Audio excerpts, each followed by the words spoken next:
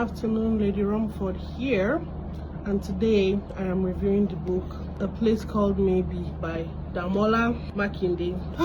This book, A Place Called Maybe, is about a guy called Akin who was desperate to jackpot and all the things that played out after he jackpot. And this book, there's going to be spoilers, so if you haven't read the book, you can tune off.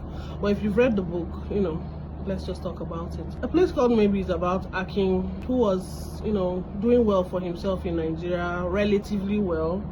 The first thing that confronts you in this book is the fact that in Nigeria, we have an irresponsible government. Because why does somebody who holds his kind of position, why should somebody rather who holds his kind of position not be able to sustain his family? It's a very jarring reality, and it's painful to read. People can accuse Akin of desperation, but I beg to differ. Why should somebody who has gone through school, graduated with such good results, gotten the good job, the dream job, by all indications, and then yet he can't provide for his family successfully? It's a painful reality. That being said, Akin was kind of desperate. He got caught up in the Instagram hype.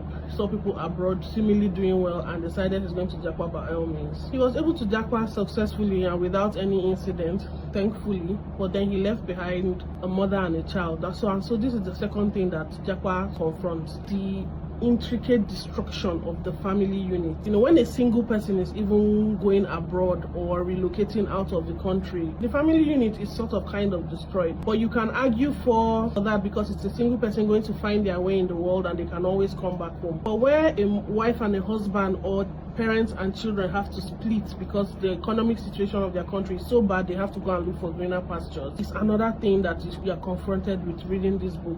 Because you can criticize Akin all you want, but almost everybody in Nigeria now knows one person at least who is in this situation, who has had to leave their family behind, or who has already left their family behind and has gone to look for greener pastures. It's just the reality of what we are faced with. And then Akin goes abroad and seemingly good luck shines on him, I would say, according to some people. But then it's another thing that that the book brings to the forefront.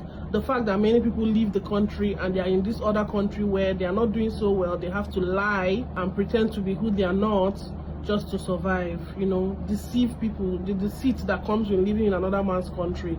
The fact that you are now a second-class citizen, the fact that you are now, you can't even be yourself fully.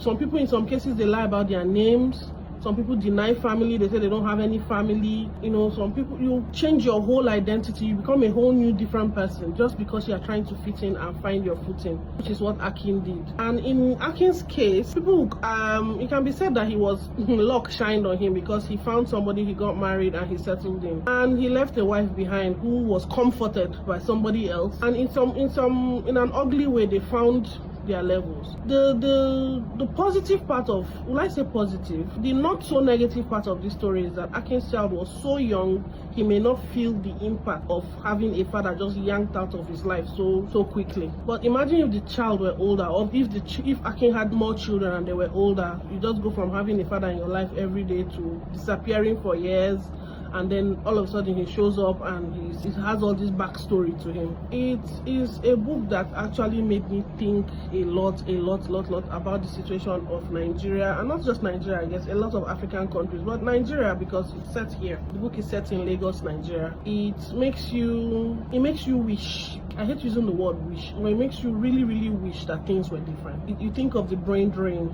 all the good, hardworking, intelligent, innovative people who have had to leave the country, leaving us at the mercy of those of us that are left behind. I don't want to say those of us here are not intelligent and creative, but we are sending the best of ours away. All people that have first class, they are the ones that get the opportunities to leave. The people with the good results, the people with the exceptional work experience, the people with the exceptional work output are being taken away by these first world countries. And it's a painful reality. It's a very painful reality. So that's what this book does to me. When I saw people reviewing the book and everyone talking about Akin, I was actually curious to see what Akin did. But I cannot for the life of me blame Akin. Akin did what a lot of people did, and a lot of people are doing in his situation. It's a very, very sad and painful reality, but it's the one we live in. And so I will give this book a 9/10. I'll give it a 9/10. It's a very short read. You can actually finish it in one sitting if you're a fast reader, and it's well written, no grammatical errors, none of that. I enjoyed it. Damola Makinde, thank you for this book. Thank you for making me think.